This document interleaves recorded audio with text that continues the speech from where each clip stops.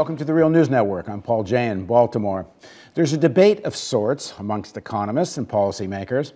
What's the real cause of this sustained, long-term high unemployment? Well, some people argue that it's because of lack of training, it's lack of mobility. People aren't willing to move to different parts of the country where the jobs are.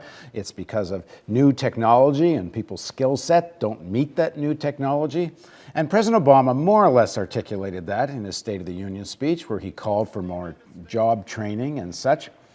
But there's another argument that goes, no, it's because people don't have enough money to buy stuff. There's not enough demand. Now joining us to talk about this debate and give his point of view on it is Jesse Rothstein. He's an associate professor of public policy and economics at Berkeley. He spent 2009 and 2010, first of all, as a senior economist at the U.S. Council of Economic Advisors, and then as chief economist at the U.S. Department of Labor. Thanks very much for joining us, Jesse. Thank you for having me. So the argument is, yes, there's cyclical unemployment, but why there's such long-term high unemployment now and not what we would normally see as cyclical. In other words, you start seeing recoveries in the stock market and you see some growth in the economy. In theory, cyclically, people say unemployment would be coming down more than it is, but there's more structural stuff, as I mentioned, people's skill sets and such.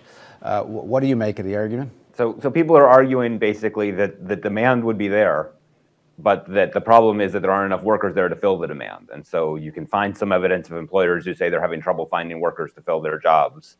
And you can point to that and say, well, it must be that there aren't workers to fill the jobs that are available. And if only we had workers with the right skills in the right places, we would be able we would be back to a high performing economy.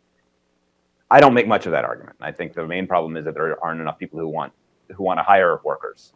There's not enough demand in the economy. Okay, so what's your evidence? Let's go through some of the different arguments. Like the big one is that workers aren't skilled enough. There's lack of skilled labor and such.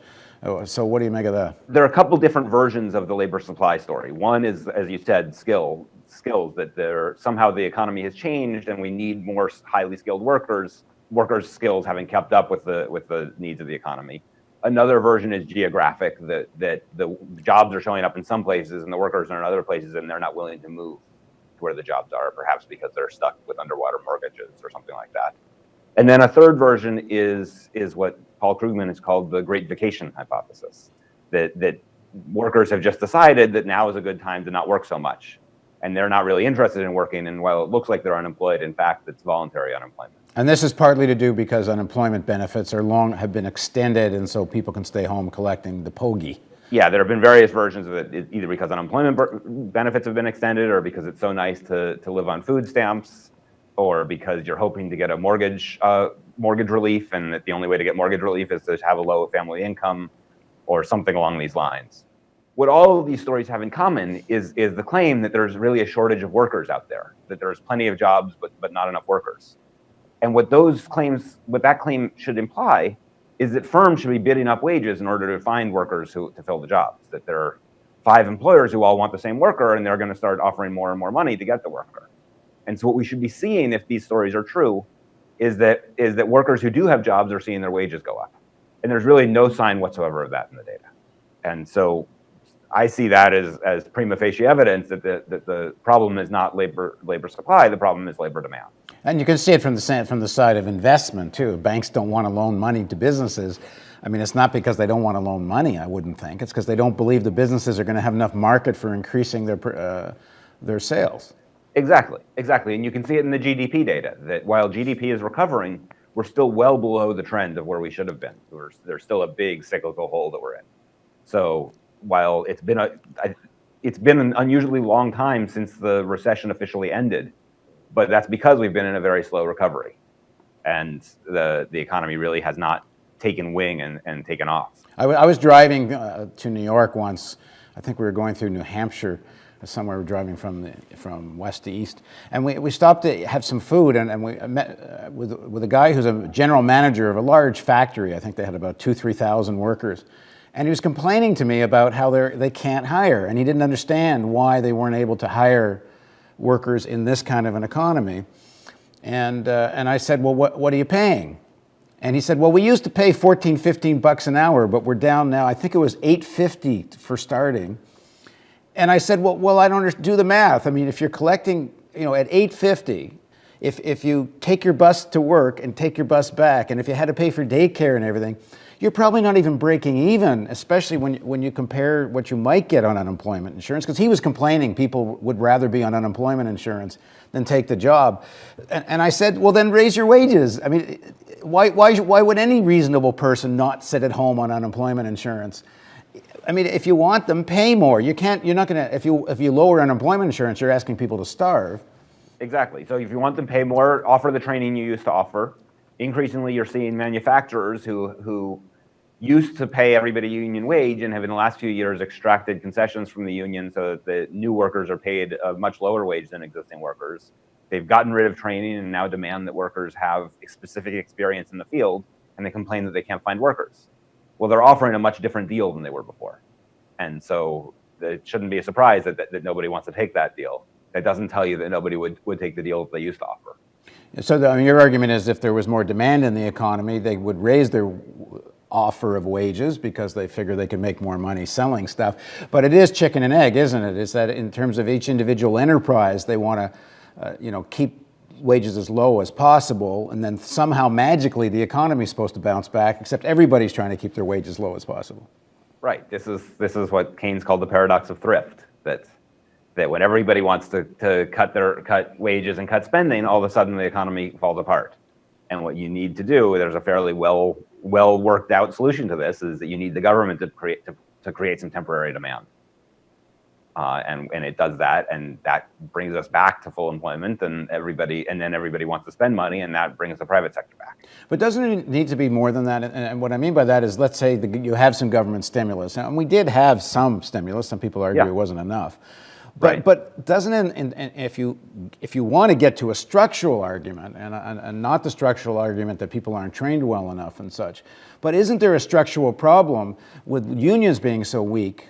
Workers have lost their ability to fight and have higher wages. So I mean, eventually the stimulus is kind of wear out, and if you don't deal with this side that wages need to go up in a general way, in some mechanism or another, and I don't know what else it would be other than unionization, or a significantly higher minimum wage, or some combination thereof. But don't you have to do something on that structural side? I mean, President Obama was talking all about, the Employment Free Choice Act, EFCA, in the first couple of years. And then nothing happened when the Democrats did. Just for people who don't know, EFCA was legislation that would make it easier for unions to organize unorganized workers. In the first 2 years, where in theory the Democrats could have passed it, they never really advanced it on the congressional agenda. And then after they lost the House, those words were less and less spoken. And now, I actually just talked the other day to a legislative aide to a senator who does labor policy. She's worked there about a year and a half. She didn't know what EFCA was, meaning the unions have given up even lobbying senators for this legislation. Right. So I agree that more unionization, higher minimum wage, those would all be very helpful, and those would all help to support wages.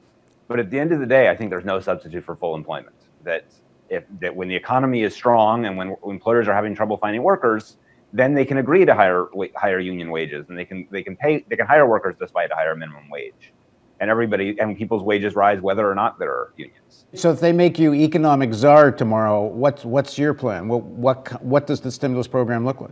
The first thing it involves is a lot of aid from the federal government to states. Over the last few years, states have laid off hundreds of thousands of teachers. That subtracts from demand, and it makes us poorer in the future because our students aren't learning as much. And so the first thing you want to do is get back to the pre-recession class sizes and hire back all the social workers and other people that you've laid off. There's just no excuse for that right now. Second thing you want to do, I would say, is put a lot of money into repairing infrastructure. Build all the bridges, fix all the bridges that need fixing, fix all of the roads and highways and parks and all the other things that need fixing. You can think right now that essentially construction labor is on sale, and we know we're going to need it in the next few years, and we should buy it now while it's on sale and get that work done. And then I would be thinking about other broader public employment programs. Thinking about trying to ensure that anybody who is actively looking for work and who's willing to work can get a job, and make sure there's money in people's pockets so that they can then spend it. that means direct public works hiring, does it not? And which It does. words which this administration, or certainly a Republican administration, seem to have no intention of doing. Right.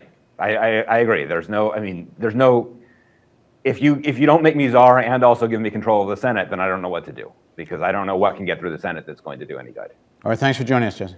Thank you. And thank you for joining us on the Real News Network.